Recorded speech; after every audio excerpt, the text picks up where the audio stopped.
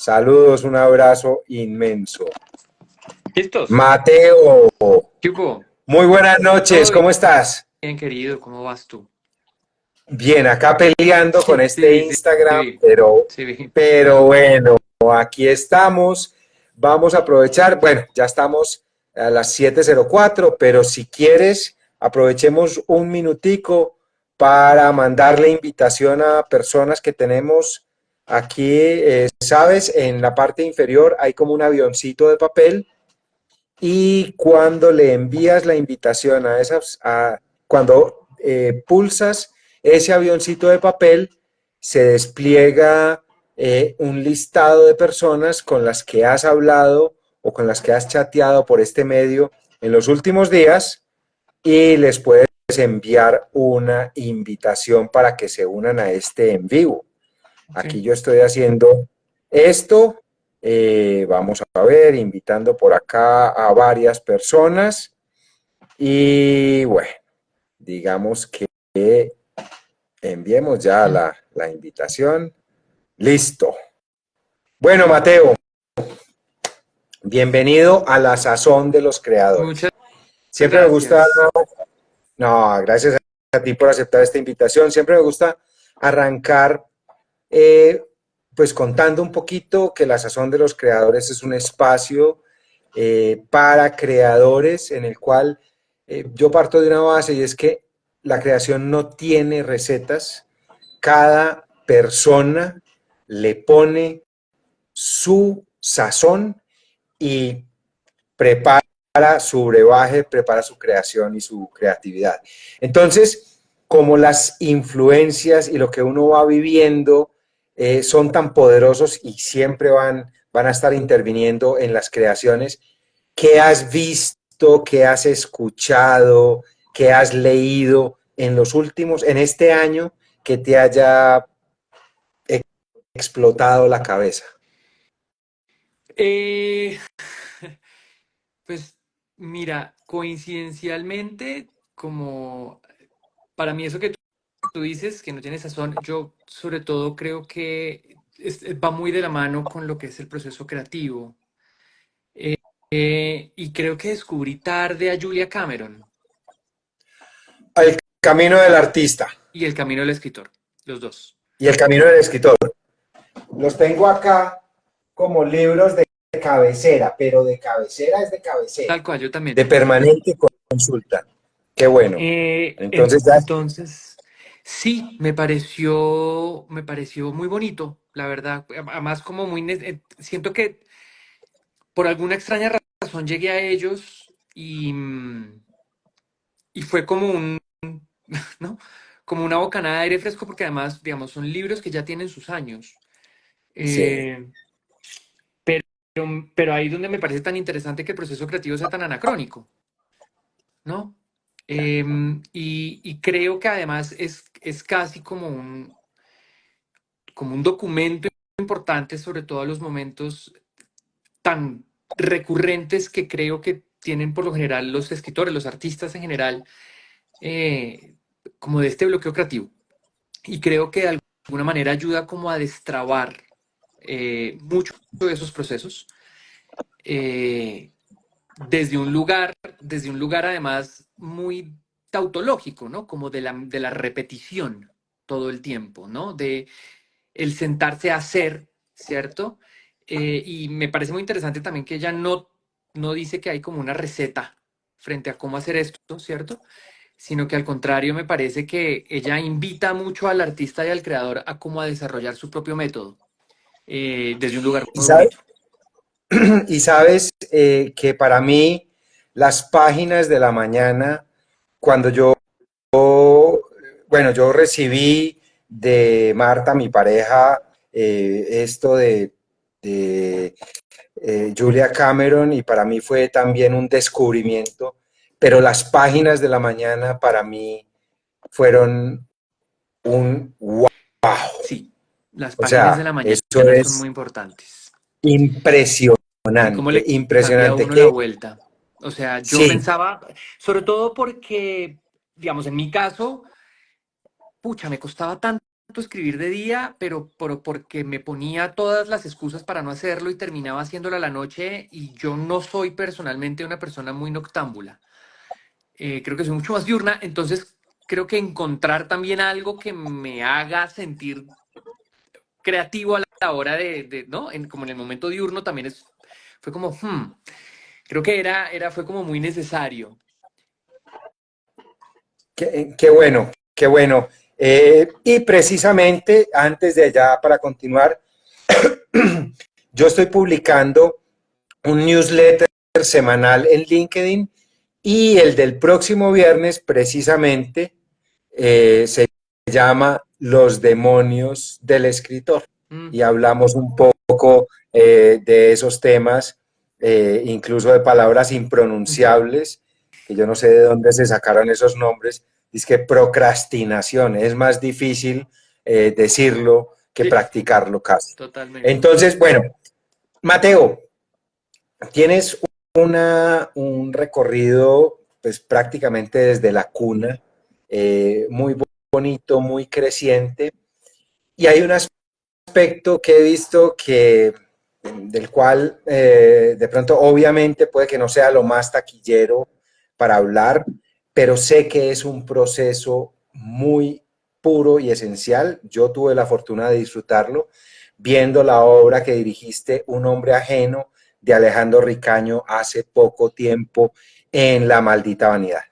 Entonces quiero arrancar por ahí. Esa diferencia tan grande que hay en el proceso creativo como director de una pieza para teatro, de una pieza para televisión y de una película. Hablemos un poquito de eso, cuéntanos.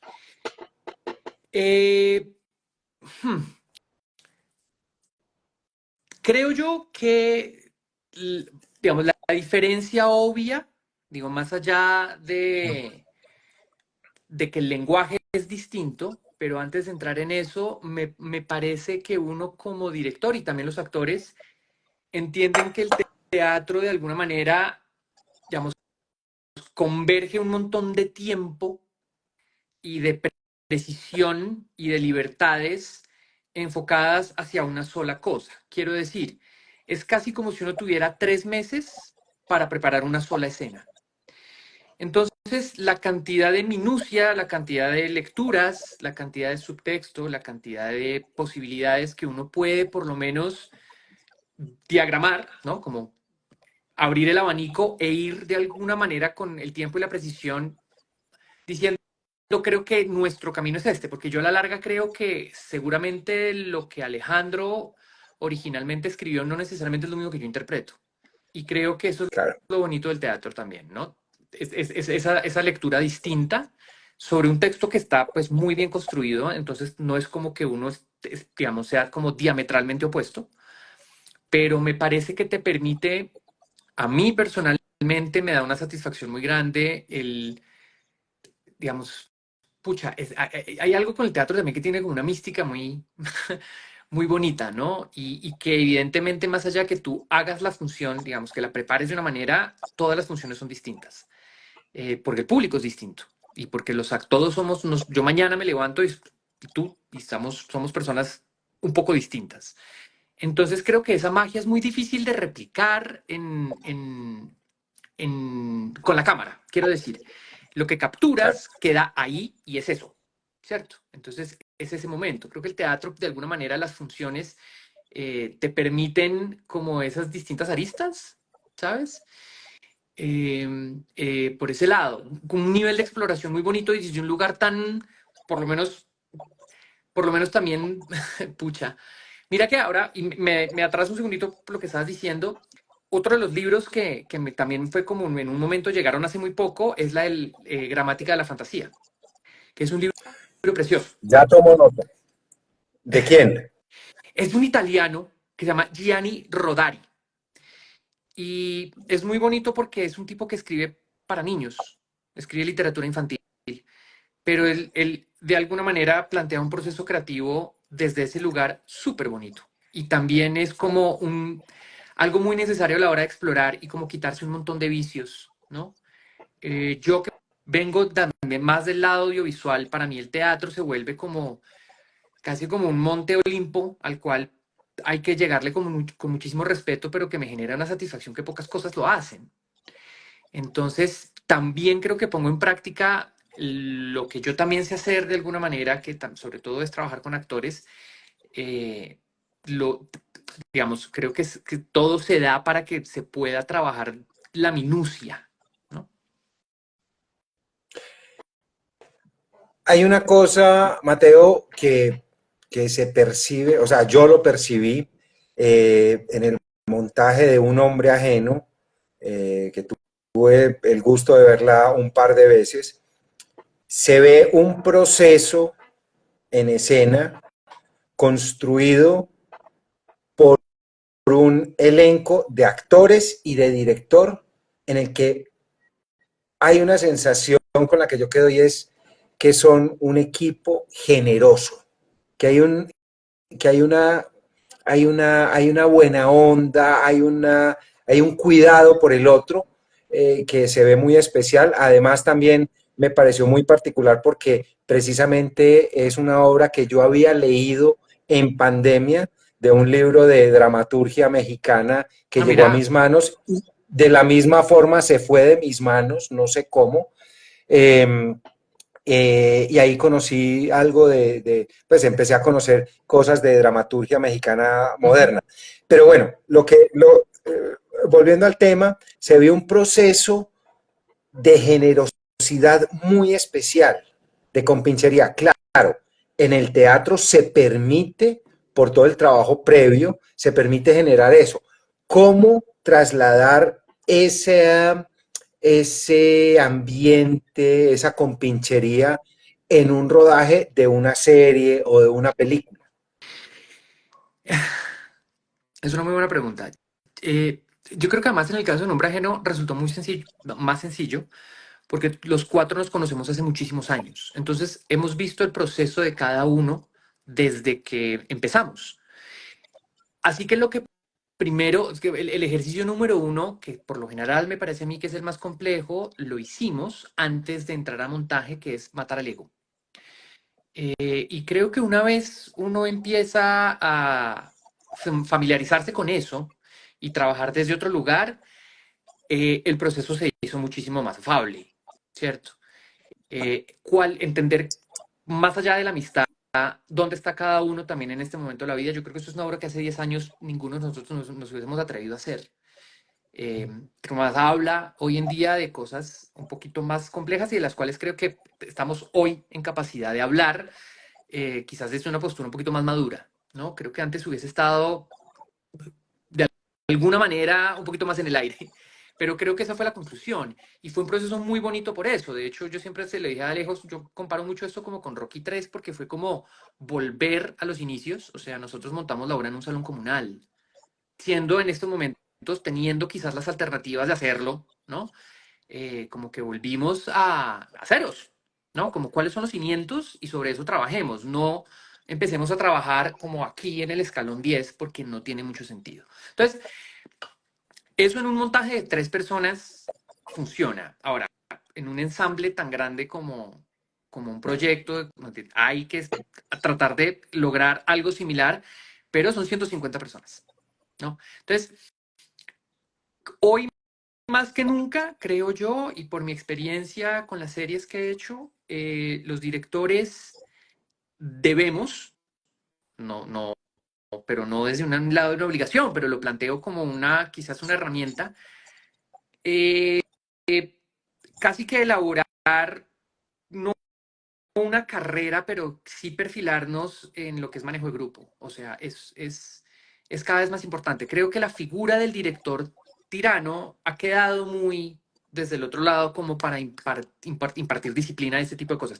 Si hoy en día eso no está sucediendo, hay muchos factores que hacen que el proyecto se caiga por su propio peso, pero creo que no vale la pena hacerse mala sangre. Creo que hoy en día Colombia también ha demostrado ser un hub muy importante por todas las producciones que han llegado y por el tipo de producciones que se están haciendo. Entonces, el nivel de profesionalismo solito ha llegado como a un punto en el que depende más de la cabeza generar el ambiente de trabajo, ¿sabes? Y ya depende qué ambiente se quiere hacer cada uno. O sea, por supuesto, esto no es una tarea fácil. Es mucho tiempo, es mucho estrés, es mucha responsabilidad, ¿no? Cosa que en el Claro, teatro, o sea, sí, pero desde otro lugar. No hay tanta plata de por medio.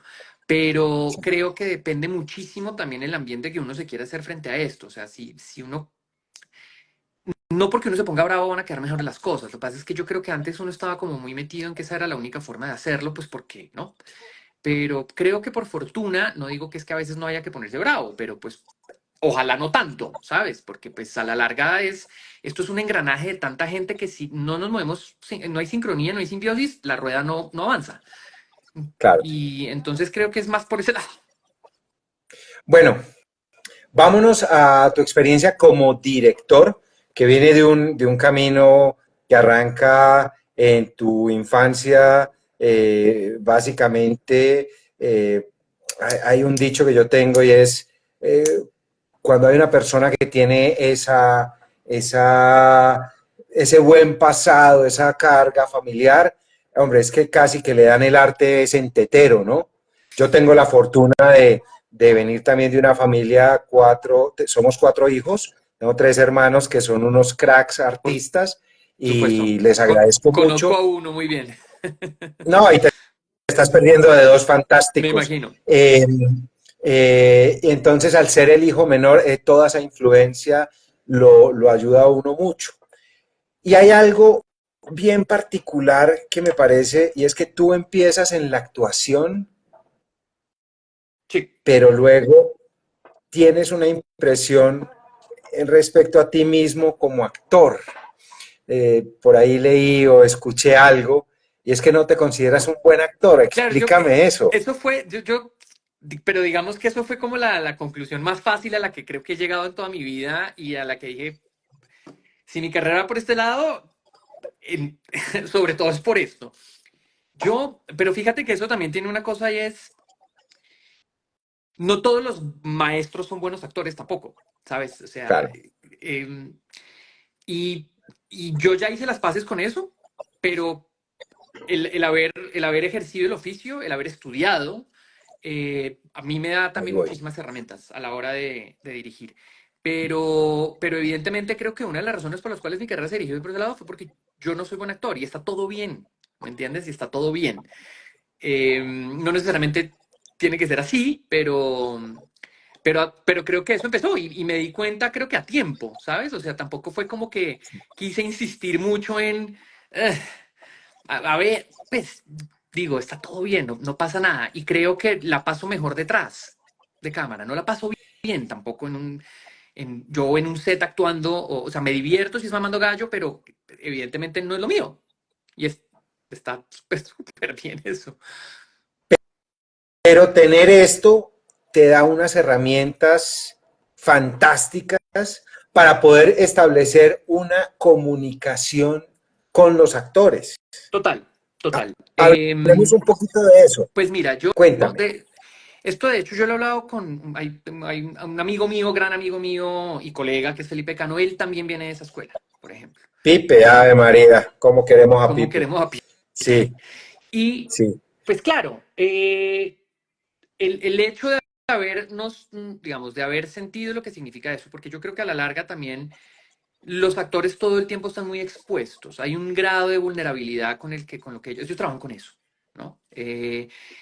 Casi que discernir y evaluar los grados de vulnerabilidad en los que van a estar y los que van a estar estos personajes. Y es un nivel de exposición muy grande. Con lo cual se genera un lenguaje, ¿cierto? Y creo que una persona que haya estado ahí por lo menos lo habla un poco mejor, ¿no?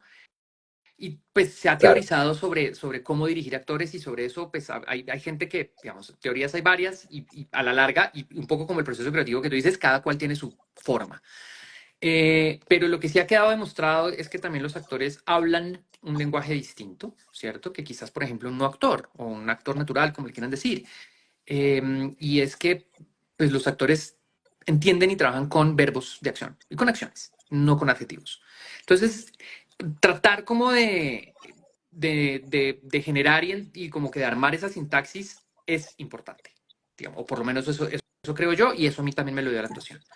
Y también entendiendo que los tiempos en los que uno trabaja, sobre todo en tele, pues cada vez son más apretados. Entonces, a la hora de ajustar una actuación o dar una dirección, pues entre más claro uno sea mejor, porque no hay mucho más tiempo para como divagar, ¿sabes?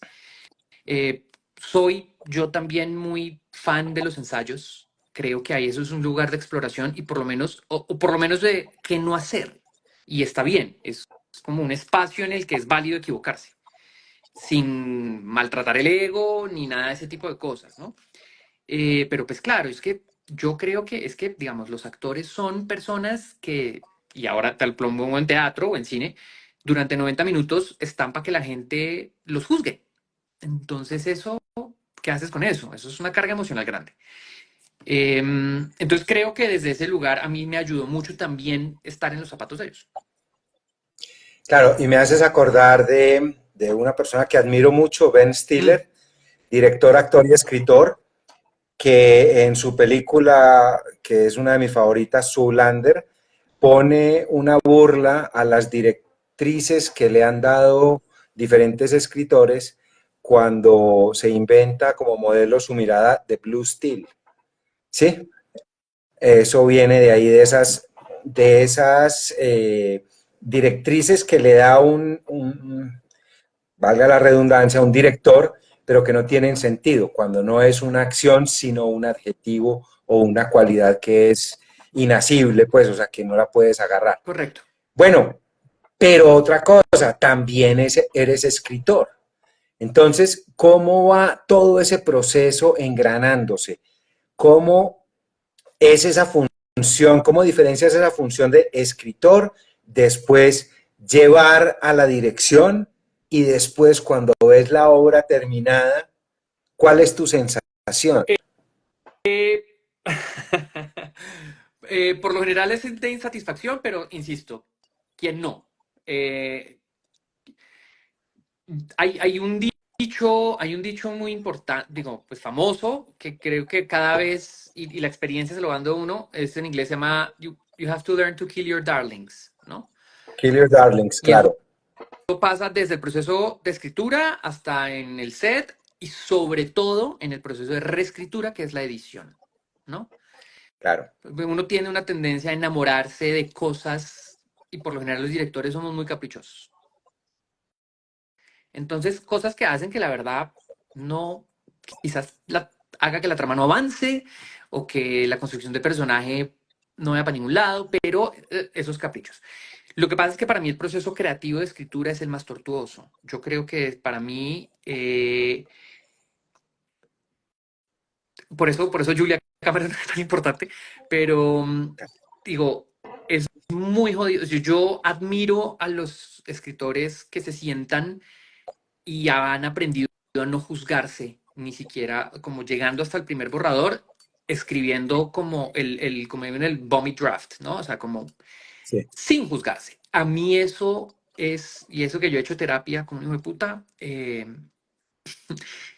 es muy complicado porque creo que ahí es donde es uno con uno. O sea, de verdad esa persona que está escribiendo lo que está ahí es uno. La dirección tú la puedes maquillar. Hay demasiada gente también ayudándote pero en la escritura eres tú solo. Entonces, me da la sensación, para mí es como de los procesos más complejos y más cabrones que existen. Sobre todo porque más yo creo que uno cada vez más se va volviendo también más exigente y los contenidos también requieren ya, digamos, un nivel de exigencia en las formas, ¿cierto? Y en el mismo contenido. Entonces, y creo, y yo da esa sensación de que como que uno escribe cosas y esto yo lo he visto 100 veces. O sea, ¿dónde está esa voz, no? En teoría de uno a la hora de, pero insisto, eso creo que hace parte del proceso creativo y hacer las paces con eso, porque no hay de otra. Bueno, pero una pregunta. ¿Está el escritor y sigue en proceso y se convierte en el director y después en la persona que participa en la edición y después en el espectador? ¿Es el mismo que va surgiendo un proceso o cambias los roles? Es una gran pregunta. Yo tampoco es que haya hecho el proceso entero en las cosas, o sea, no han sido tantas, ¿cierto? Como que yo haya escrito, dirigido y ha estado, hay demasiada gente también involucrada y la visión de uno, digamos, yo creo que miércoles, yo a veces también me canso, ya hay momentos yo creo que uno pierde la objetividad, creo yo. Y en donde hay que aprender a soltar la obra y que vea la luz y se defienda por lo que es. De lo contrario, creo que el 95% de las obras serían inconclusas, Claro. ¿cierto? Entonces, supongo yo que ese momento en el que uno decide soltar es casi como un nirvana que creo que Un tenemos los orgasmo. artistas. Un orgasmo como, bueno, ya está, ya está, Sí, que se defienda solo el bebé porque yo ya no puedo hacer ni decir más. Ya creo que se vuelve un poquito como contraproducente el tema. sí. Em, Te voy a, sí. dale. No, no, no, eso. Te voy a, te voy a compartir un tip porque para mí es más complejo porque yo no soy director, yo soy escritor. Y hubo un momento en el que yo sufría mucho cuando iba a ver la obra terminada. Y en un momento determinado, y en un momento tuve como una revelación y es que yo soy simplemente el escritor y yo entrego un guión. Tal cual. Y lo que mi obligación es entregar esa obra, ese texto, darlo todo y entregarlo. Y ese texto se convierte en la tierra fértil en la que otros vendrán a sembrar su mejor Por semilla. supuesto. Ojalá inspirarlos a que ellos siembren lo mejor. Cuando tuve esa revelación, mi sentimiento al frente de una pantalla cuando iba a ver algo escrito por mí se transformó totalmente de la ansiedad, del miedo, inseguridades y todo el cuento, se transformó hacia otro lugar que es la gratitud. Independientemente que me guste, que no me guste, que hubiera preferido este actor o esta actriz, o que sacaron una escena que yo creía que era importantísima o algo. No, ahí es una gratitud porque cada una de las personas involucradas se metió en el Correcto. cuento y Dios, yo tengo la mejor fe, o sea, de buena fe pienso que dio lo mejor que pudo dar. Entonces Correcto. mi sentimiento es de gratitud. Totalmente. Entonces ese es como un tema. Bueno, vamos a entrar a lo que yo llamo, que son las preguntas de los filósofos argentinos. Los filósofos argentinos, yo aprendo mucho de ellos, que son Lelutier. Y Lelutier dice que el que piensa pierde. Entonces, estos son preguntas así para respuestas sin pensar. Yo, hijo de madre. ¿Sí? Bueno, te sientas en el DeLorean del doctor Emmett Brown. Pones la fecha para viajar al futuro No, o al pasado. el pasado, claramente. Al pasado. ¿Sabes una fecha o una época? No, pero yo soy de la filosofía de que todo tiempo pasado es mejor. No sé. Eh, Ok. Quiero decir, eso no es Ellos decir, dicen todo. pero yo creo que es una Sí, cuestión, perdóname, yo sé que era una pregunta, pero digamos, por alguna extraña razón, los productos que he hecho últimamente y todo son de época. Es decir, evidentemente nostálgicos. creo que hay algo ahí. Y yo creo que de alguna manera pensarnos atrás quizás nos ayuda a entendernos un poco mejor hoy de que para dónde vamos y qué es toda esta locura. Y creo que mirar para atrás de alguna manera uno puede decir, ah, claro, es que yo creo que esto como por aquí pudo haber tenido también este tipo de cosas. Entonces, porque yo creo que del el futuro sí prefiero no conocerlo y que sea sorpresivo. Ok, si tuvieras la oportunidad de visitar a algún gran maestro que tuviste o que hubieras querido tener, ¿a quién Sí. visitarías? Eh, Probablemente me hubiese interesado conocer la etapa que estoy viviendo yo hoy en día de mi padre. O sea, Ok, serían los 60 en Argentina, 60, 70. Una época bastante complicada. Em, bastante complicado. pero pues ahí está. Mi papá siempre dijo que nunca en su vida pensó agradecerle a Videla el haber, porque gracias a él me tuvo a mí. O sea, evidentemente pues el exilio Huyó, lo mandó claro. acá, pero es de ese nivel, sobre todo como porque yo nunca lo tuve a él en estos momentos en los que, ¿sabes? Me hubiese gustado tratar de ver si hay algo de esos que puedes llegar a ser congénito, ¿no? Como de quizás entender esa parte paterna, eh, Sí. y, ¿no? Pero creo que definitivamente sería ya. Ok, bueno, ¿cuál es el peor demonio que te acecha como creador? Pucha. Eh, uf, dos, creo. Uno, la impaciencia. Yo creo que ese es un demonio que ronda bastante. Eh, y no sé cómo decirlo en una sola palabra, pero el self-conscience, ¿no? El ser consciente, ese es el que te juzga todo el tiempo. Y ese man no se calla. Ese man no se calla. Han sido conversaciones extensas con eso. Ok, para el primero yo tengo un dicho y es, Dios mío, dame paciencia, pero ya. ¿Sí? Así Más o es, menos. tal Sí, cual. sí, sí. Y poniendo aquí ese tema, independientemente de que seas una persona religiosa, espiritual, en el Dios que creas o lo que sea, si tuvieras la oportunidad de cruzar unas palabritas con esa figura deica o en la que crees, ¿qué le dirías? Ah, jue madre, creo que yo nunca lo había pensado. Eh, Creo que en estos momentos, no sé si eso pueda llegar a cambiar, pero en estos momentos sería gracias por tanto. Ok, una sensación de gratitud. Ujú. Chéverísimo, chéverísimo. Bueno, vámonos a los procesos que has realizado. Has trabajado ya bueno, ya salimos de esas preguntas de respuesta rápida y automática. Em, has trabajado en varias producciones durante los últimos años para plataformas, para televisión, has tenido la oportunidad de llevar historias tuyas a televisión abierta. Em, ¿Qué sientes tú que le falta al sector audiovisual en el país para mejorar las condiciones, para mejorar, impulsar la creatividad, para que las personas que están dentro de toda la cadena puedan trabajar más y mejor, en mejores condiciones?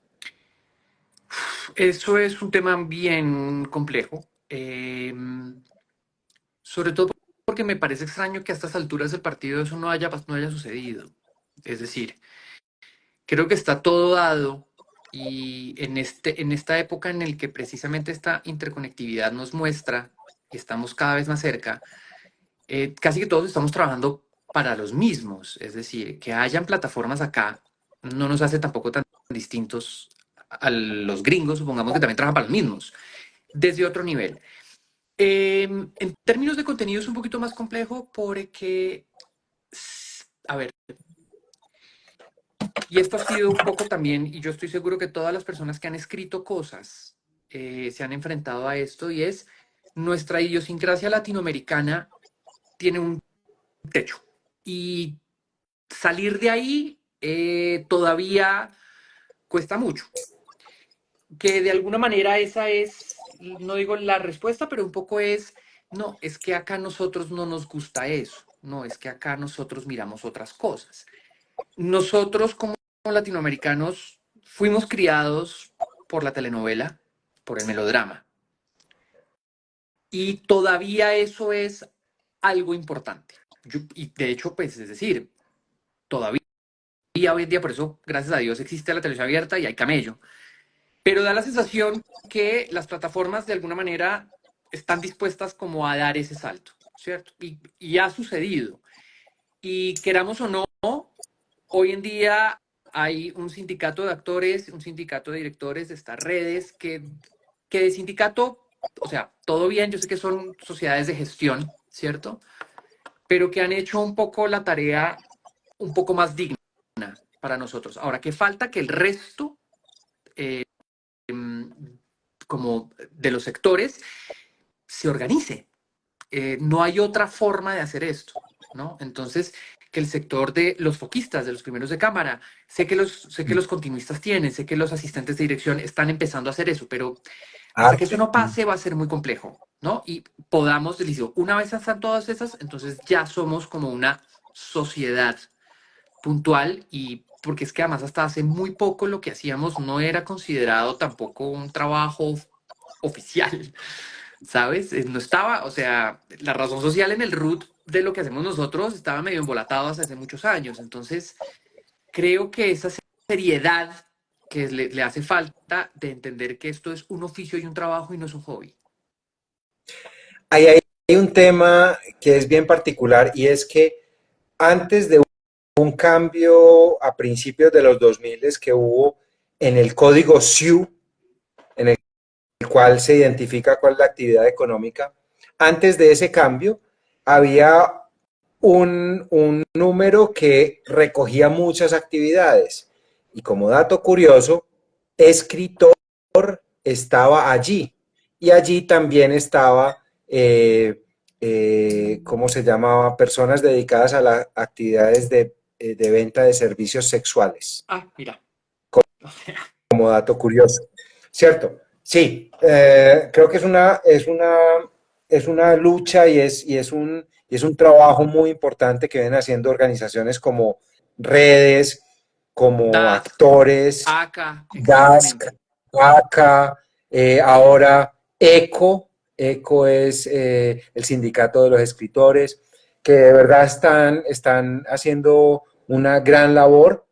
No menciono otros que no conozco, infortunadamente me gustaría mencionarlos, pero en ese orden de ideas yo digo que yo estoy creando una religión, entre comillas, en la cual quiero transmitir muchas cosas con respecto a los derechos de los Claro. escritores y no en vano escribí un libro que se llama Cómo negociar un guión, Ujú. porque no podemos seguir permitiendo una serie de cosas que suceden con los escritores. Pero bueno,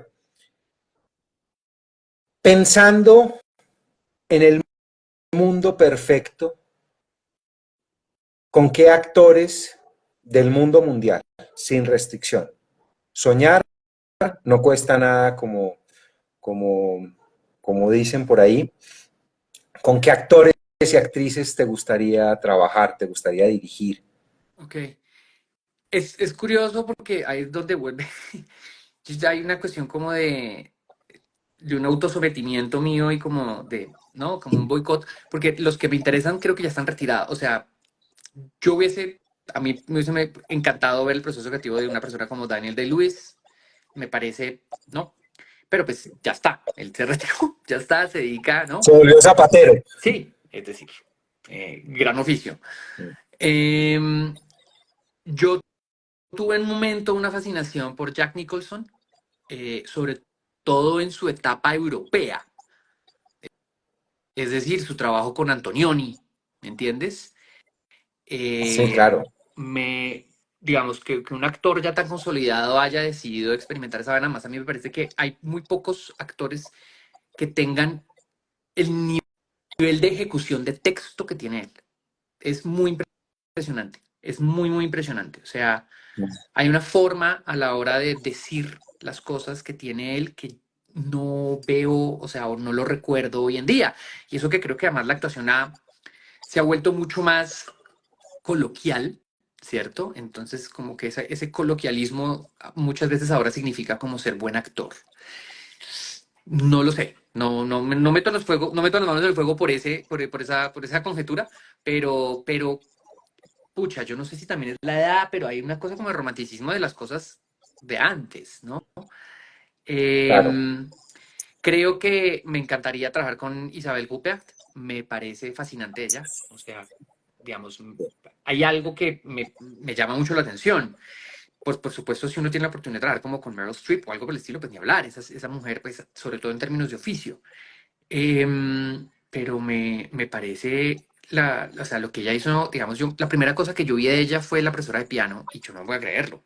Pero como, oh, ¿pero cómo se hace eso? de, de esta escritora francesa que no recuerdo el nombre, pero la novela es preciosa, preciosa por lo fuerte Por que supuesto. es. Y dirigida por Michael Haneke, que pues Sí, más, imagínate.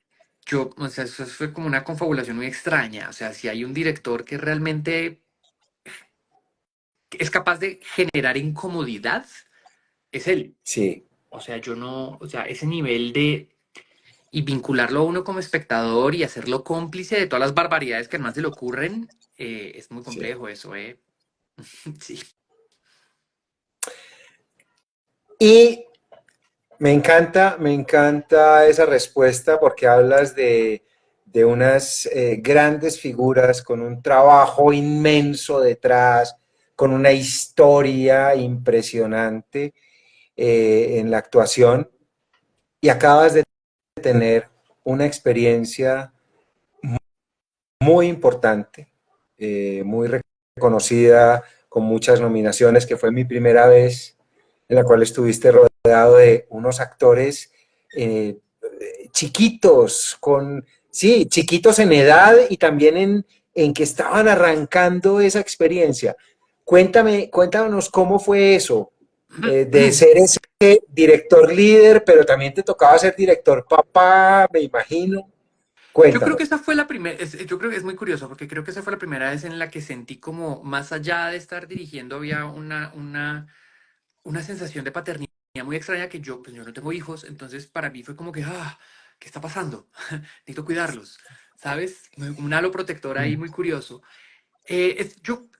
Hay proyectos de proyectos, ¿cierto? Y creo que ese fue muy especial también desde el principio. Creo que los proyectos que se gestaron durante la pandemia tienen como algo, ¿cierto? La historia que se estaba contando creo que nos tocó a todos de una manera y que nos tomamos el tiempo realmente de hacer el casting como debió haber sido y creo que llegaron los actores perfectos para los personajes. A veces las premuras hacen que uno, vamos, no digo que sea así, pero sobre todo a la hora de trabajar con actores que están empezando, ¿no? Claro, Tú puedes, digamos, actores como Santiago Alarcón, como Vero, como Chichila, a la larga tú claro. sabes que ya más allá de cualquier cosa, el oficio le Es un respalda oficio. un montón de cosas. Claro, Pero con los peladitos, que pues igual no son tan peladitos, hay unos más pelados que otros. claro. Digamos, también Emanuel fue el último que llegó a 2 semanas de entrar en el que estábamos buscando por otro lado y apareció y fue como, ¿de dónde salió este man? Pero además, No, es una maravilla. pero claro, pero además Emma tiene 30, si me entiendes de lo que voy, o sea, Sí, claro. y pues por supuesto es del más experimentado de todos. Tiene Y un bagaje Francesca, teatral muy grande. Francisca creo que venía a hacer una novela. Lo que pasa es que esa niña es un volador. Esa niña por dentro, yo creo que es un alma vieja porque a mí me resulta muy curioso cómo tiene una capacidad de interpretación como si ya hubiese tenido un montón de vivencias a los 19 años. Es muy extraño eso, ¿sabes? Es como un alma vieja. Y lo hace desde un lugar que además seguramente ella desconoce, si me entiendes, de dónde sale, pero aparece, ¿no? Y yo creo que eso hace, o sea, a mí me sorprendió mucho y yo con ella también como que generé una relación muy particular, muy paternal, eh, porque pues ver a estos nuevos talentos, ver, digamos, cómo empiezan a ellos a ejecutar su propio oficio, cómo también interpretan ellos su proceso creativo, claro, fue divino. Y pues el resto de los chicos, digamos que todos encajaron divinamente, o sea, y te digo que todos son todos. Entonces, eso, el tipo de proyecto que estábamos haciendo, lo que estábamos contando, ¿cierto? Que creo que también era un tema poco explorado. Y sobre todo desde qué lugar, porque pues contar los setentas en Bogotá No. puntualmente, lo que pasa es que había una línea transversal y era la analogía con la literatura. Entonces eso, Sí, vuelvo, claro. insisto, ese paralelo es casi que es como tener la posibilidad de trabajar un mito, ¿no? Es como estas obras universales de la literatura han definido prácticamente la historia de la civilización, y más en Claro. una sociedad como la nuestra, ¿no?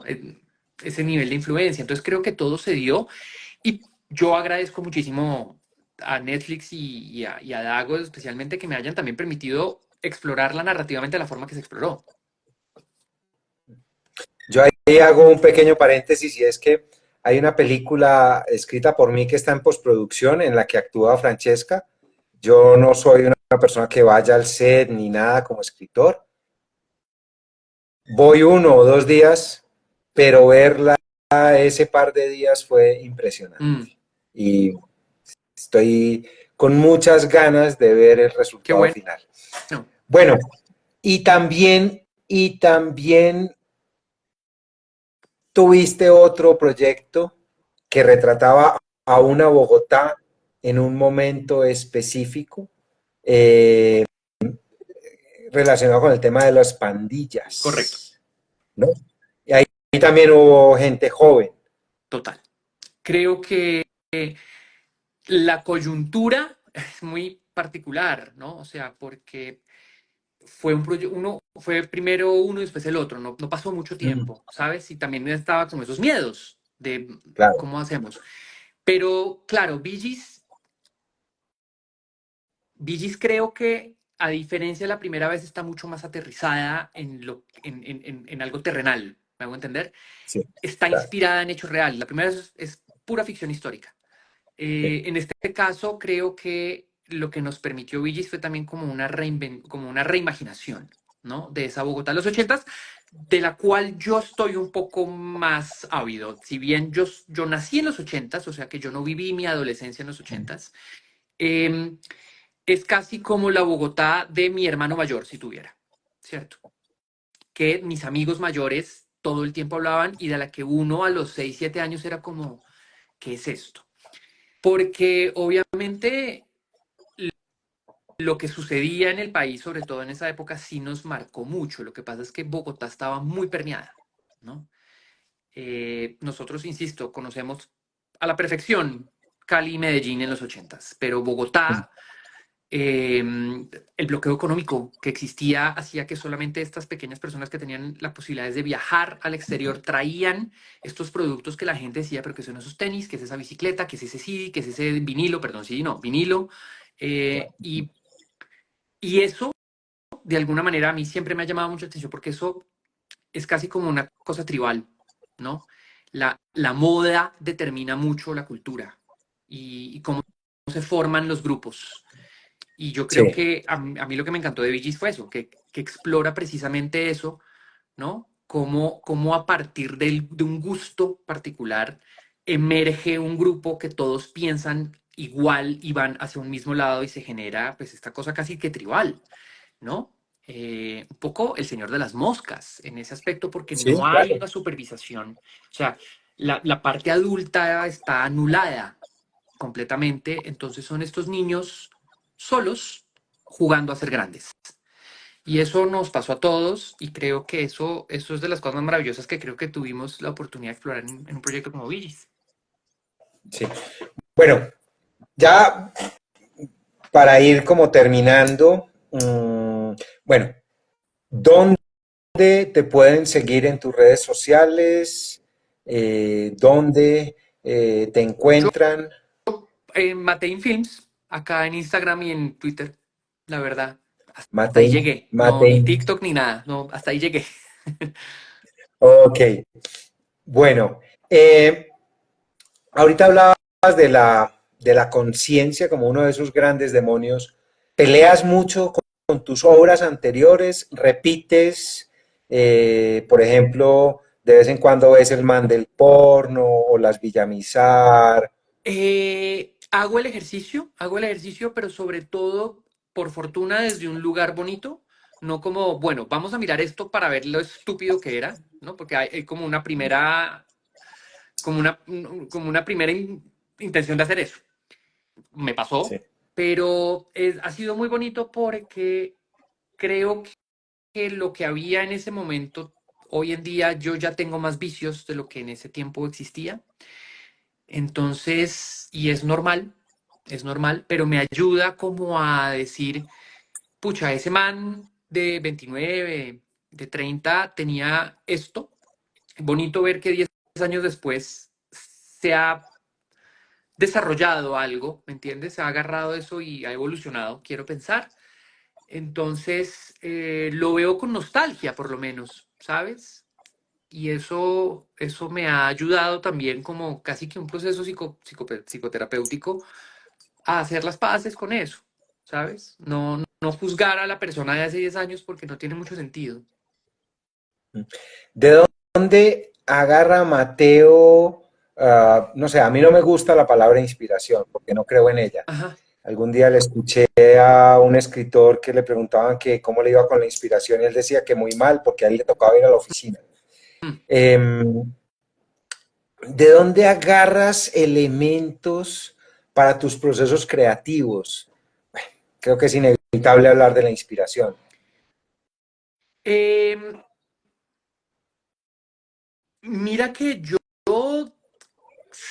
creo que en algún momento sí hubiese querido que la inspiración llegue de la forma romántica como que uno cree que llega, ¿cierto? Entonces uno está sentado y se me acaba de ocurrir la idea. Jamás me pasó algo por el estilo. Creo que, queramos o no, nosotros sí estamos muy permeados por la cultura y por la sociedad en la que Claro. vivimos. Em, entonces ahí uno recurre a quizás lugares comunes, pero que me parece que es donde está impresa la historia misma, que son los libros, ¿cierto? Em, los sueños son importantes a la hora de la inspiración. Eh, Tratar de escribirlos, así sea una amalgama de inconsistencias, pero un poco es la única voz que tenemos del inconsciente. No hay mucho más. Em, y a la larga, fíjate, y tú esto lo debes saber más, las historias que contamos son las mismas historias que llevamos contando hace 100.000 años. Quiero decir, somos esto y somos una especie que necesita de las historias, necesita de la construcción mitológica para poder relacionarnos, para poder conocernos, para poder configurarnos como sujetos. Em, Nadie se está inventando nada. Todavía la gente emplea la poética de Aristóteles. Es decir, entonces, y ahí está, un poco por lo menos, ya lo que varía es el contexto, ¿cierto? Porque hasta la misma ciencia ficción es eso, ¿me entiendes?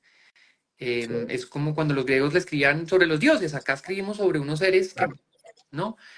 Pero, y hasta el mismo world building, que mucha gente dice, ¿no? Por ejemplo, el género de fantasía, hay unas reglas súper específicas. Es decir, antes de arrancar a escribir sobre fantasía, lo que tú tienes que es que crear el mundo, y el mundo es Claro. qué tipo de moneda usas, qué recurso está extinto, qué lenguaje se habla, o sea, no hay nada más.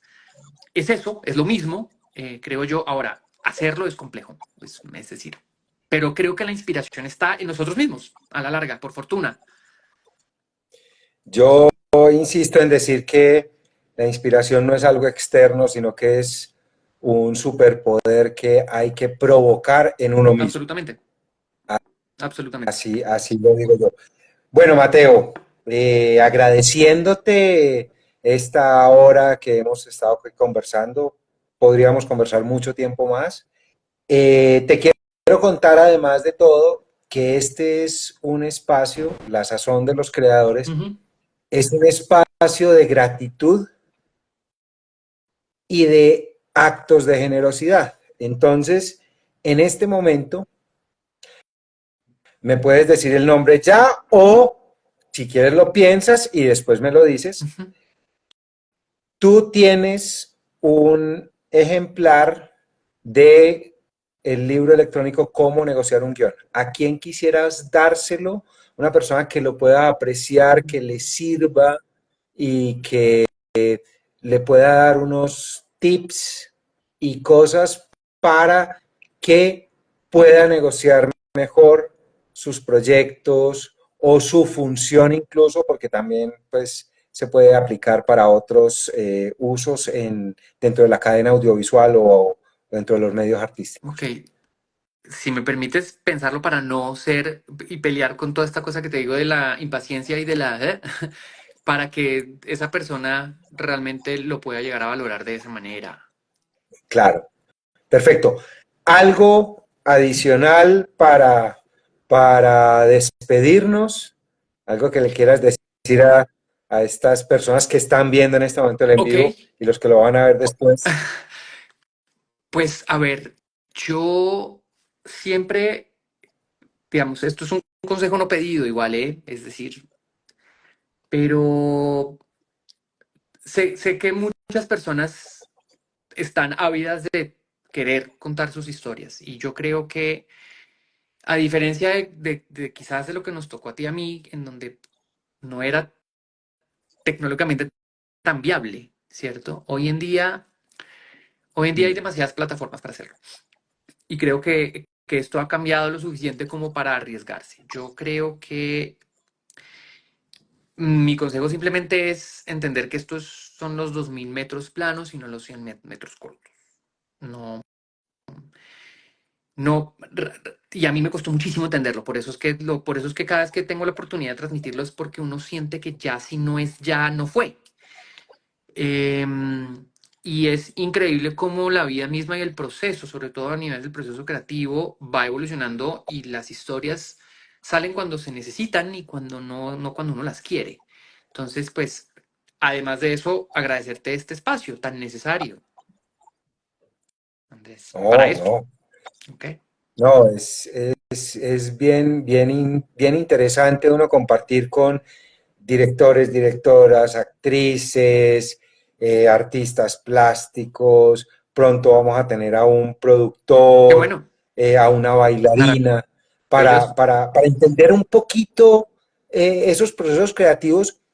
Y yo te cuento, hay personas que piensan que es una carrera de 100 metros y estamos en una época en que la inmediatez está al orden del día. Y yo digo, no, es que ni siquiera es una maratón, ni Mm. siquiera es una maratón. Yo lo digo que es más un Ironman, en el cual tienes que correr una maratón, 180 kilómetros en bicicleta y nadar 4000 metros. Mateo, muchas gracias. Y bueno, un abrazo y hasta la próxima. Que así sea, Andrés. Muchas gracias a ti. Gracias, Bueno, gracias. Cuídate mucho, brother. bueno, Chao, chao chao. y chao a todos los que nos acompañaron. Gracias. Chao, chao.